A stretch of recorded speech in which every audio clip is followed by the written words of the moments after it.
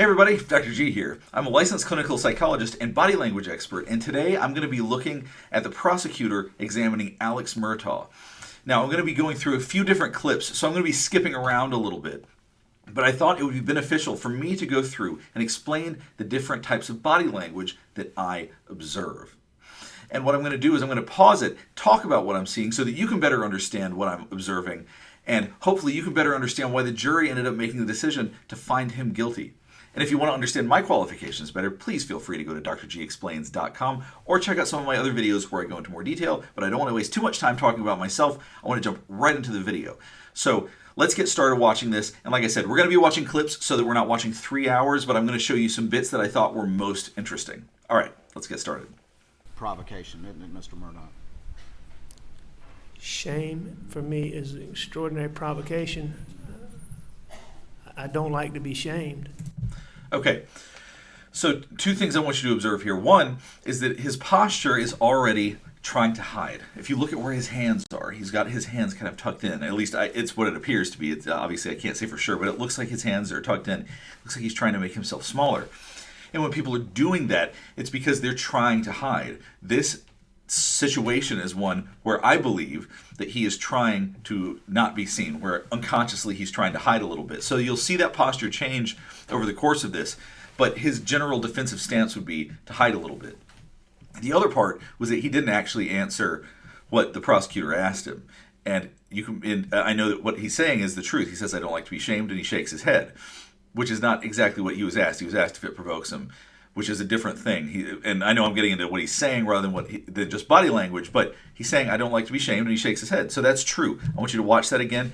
And this may seem like a small detail, but it will become very important as we continue this. I don't like to be shamed. Right, I don't like to be shamed. Humiliating True. the legacy is an extraordinary provocation to you, isn't it, Mr. Murdaugh? What do you mean by an extraordinary provocation? It affects you deeply. It's your biggest concern, is it not? No, that's not my biggest concern. Once again, he's very skilled at this. He didn't answer the question. What he answered was whether or not it was his biggest concern, which is true. He said, "No, it's not my biggest concern," which, given that he's on trial for murder, obviously that's probably not his biggest concern. So once again, that's likely true. And you'll see when he said, "That's not my biggest concern," shook his head. Once again, that's very important. I want you to keep watching for that. I was actually a couple of years behind you in law school, but we never knew each other, did we? I never knew you, no, sir. Once again, shook his head no. It's true. He didn't know him. Had a very successful career up until this point. You know, Simple. So one thing you're seeing now is you see him shifting in his chair. There's something about asking about his level of success that he is not fond of. This is a point of discomfort. We start shifting like that, oftentimes that implies that we want to get up and leave. And so there's something about this that's causing him discomfort. That doesn't necessarily mean he's lying or anything like that. It just means he's uncomfortable. You're about to see something else with that too. Simple question. and the answer to that is no, Mr. Waters. I was an addict for more than 20 years. Okay, so he shook his head no, and that's probably true, and he started licking his lips. And if you notice, he does that. That's the purpose of doing that. The purpose of lip licking oftentimes is to calm ourselves down. We call it a pacifying behavior. Much like a pacifier that a baby has that helps them feel calmer. And so when we touch our lips, when we do things related to the mouth, whether it's licking our lips or touching our lips, the whole goal of that is to make us feel calmer. So there's something about right now that's making him feel distressed. And what I hope the prosecutor's doing with that is that that's helping guide pushing his question so he knows where to push more because it's causing discomfort. All right, let's keep going. All right, so making millions of dollars over a decade is not having a successful career. Is that what you're going to tell the jury? No. I made a bunch of money, if that's what you're wanting to get at. No, I'm actually asking. So he said, "I made a bunch of money," shook his head because he agrees with that statement. And oftentimes when we think something, our body language spills out to what we do. So in other words, if you feel a certain way, our body is going to show it whether we want it to or not through our hands, feet, face, body posture, things like that. And that's really what we examine with body language. And so what you'll see when he disagrees with something, he shakes his head no. When he agrees with something, even before he starts answering, he starts shaking his head yes. And this, once again, important stuff. It doesn't sound that exciting, but trust me, it will get really interesting. About the perception. I was having financial issues like I'd had many times in the past. Mr. Murdaugh, are you a family annihilator? A family annihilator? You mean like, did I shoot my wife and my son? Yes. No. Okay, so if you've been paying attention, I talk about head shakes, right? And what I've been doing is establishing what we call a baseline. A baseline is what we can expect of someone's typical behavior. Like if someone's really fidgety, then when they start fidgeting, that doesn't necessarily mean much because they've been doing it the whole time anyway. What we know is that there's certain behaviors that are consistent for him right now. He does tend to sit very still, so when he started moving around, that was notable. And his head shakes have been very consistent. When he says no, he shakes his head like that. When he thinks yes, he shakes his head like this. I want you to watch this again. Mr. Murdaugh, are you a family annihilator? A family annihilator? You mean like, did I shoot my wife and my son? Yes. No. So I don't know if you were paying attention that time, but did you see his head shake? He said no and went a little bit like this. To me, this is terrifying evidence that that's something that we need to lean into more. Can I say definitively that because he shook his head, that means that he did it? No. But so far, he's been very consistent, and that's something that we tend to look at, is that when someone shakes their head yes or no, it tends to be how they feel. That tends to be what the truth of the matter is. And so this I find incredibly chilling. I want to show it to you one last time in case you missed it. Mr. Murdaugh, are you a family annihilator? A family annihilator? You mean like, did I shoot my wife and my son? Yes. No. Would never hurt Maggie Murdaugh. I would never hurt Paul Murdaugh under any circumstances. And you can see he was shaking his head like this the whole time. And now he looks quite angry. Say that. You see, he's starting to take deep breaths in. This shows that his heart is pumping harder, because when we feel anxious or when we're feeling stressed, our heart pumps faster, which uses up more oxygen, so we have to take in more oxygen. And he's really starting to take more in, which means that these questions are bothering him, that this is something that he is starting to feel something about for sure. When you borrowed. The conversation would have been, I needed it. Johnny was always willing to help me, and that would have been the conversation. So on that specific event, did I lie to him? I don't know. Yeah, he ended up being out $477,000, didn't he? He ended up being out a lot of money. So one thing that you may have noticed is he looked away a couple of times. And when it comes to body language analysis, I don't give a lot of credence to where people look. The research is all over the place with that. So I don't try to pay too much attention to that. Discomfort can make people look all over the place. That doesn't necessarily mean they're lying or being deceptive per se.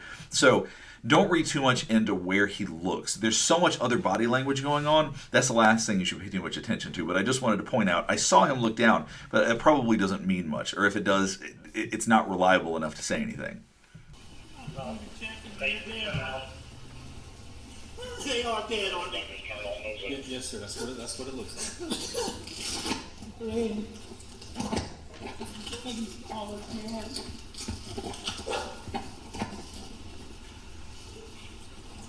are you now? Now here's what's interesting right here.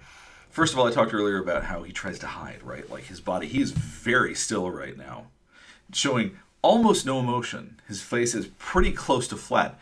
There's one thing that you can see just a second ago.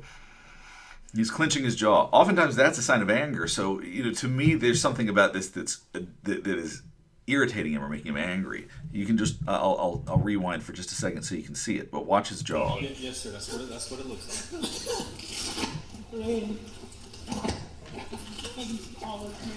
So he's going between clenching his jaw because he's feeling angry and licking his lips because he's trying to calm down. So he knows he doesn't want to show any emotion, certainly not anger. And so this is, I imagine, is probably a difficult balancing act for him. At least this is my guess.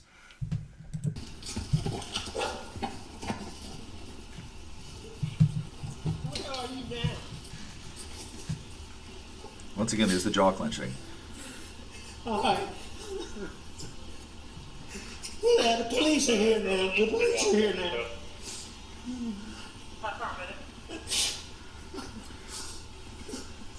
That's my brother. Okay. When was the last time you were here with them? Or talked to them or anything like that?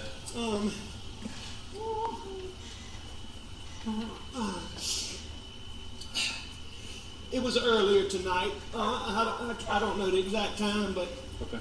I left. I was probably gone an hour and a half from my mom's, and I saw them about 45 minutes before that.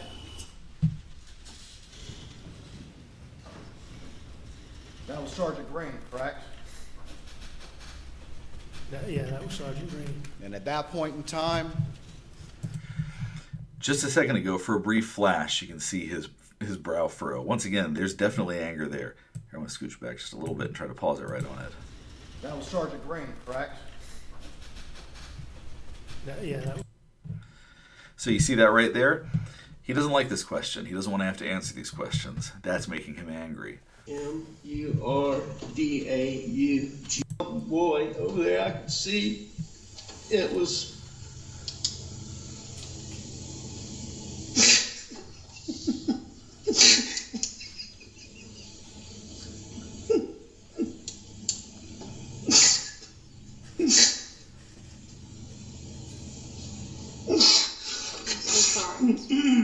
And I could see his brain on.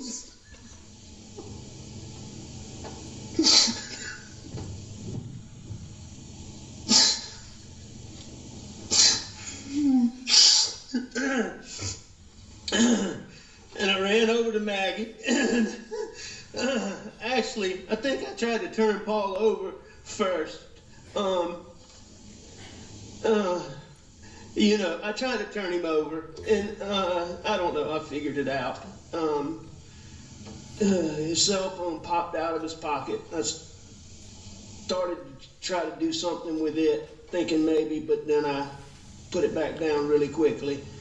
Then I went to my wife, and Okay, so here's my observation about this. This is really chilling and disturbing, but what we're seeing is he went from an outward display of emotion, intense emotion, to now he's having to explain something in an intellectual way, and the emotion got shut off completely. It's all or nothing, which is not what we would see with somebody who has actually experienced something like this.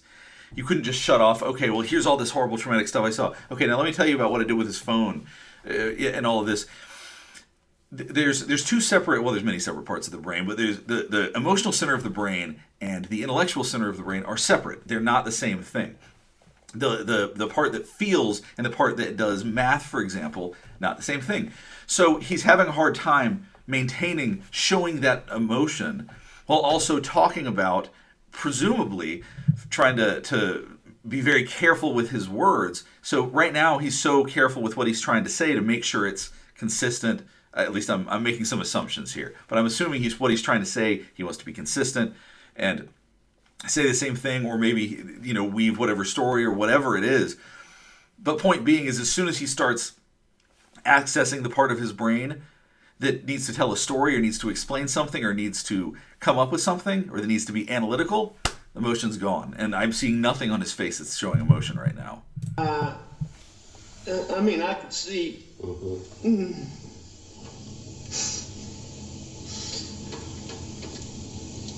Did you touch Maggie at all? I did. I touched them both. Okay. I tried to do it as limited as possible. So he's talking about, so once again, he shut the emotion off real quick as soon as he needs to start talking about the things that he did, because he knows this is something he's going to be talking about for a while. I mean, there's no question that this is not going to be the last time he talks about this. So he's got to get his facts straight. So he is talking about things that happened, and as soon as he does that, the emotion goes away, because he really can't do both.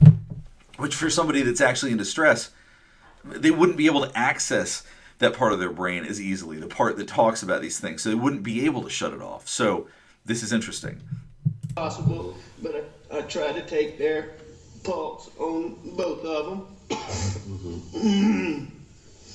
And I called 911 pretty much right away, and she was very good.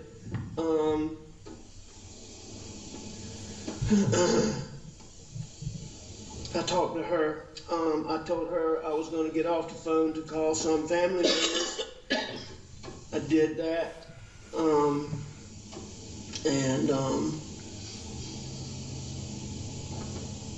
many family members did you call? I called my brother Randy, and I called my brother John. Once again, as soon as you go back to factual stuff, because he knows he's trying to make sure that he gets his facts straight, the emotion, he can't do both at the same time. So I hope you learned a little bit more about body language today. I'm going to be doing lots of different body language analyses of different things coming up. So if there's something you want to see, please let me know in the comments below. Also, like and subscribe if you want to see more content like this. And if you observed anything that I didn't talk about, please let me know what that is. Anyway, thanks for watching.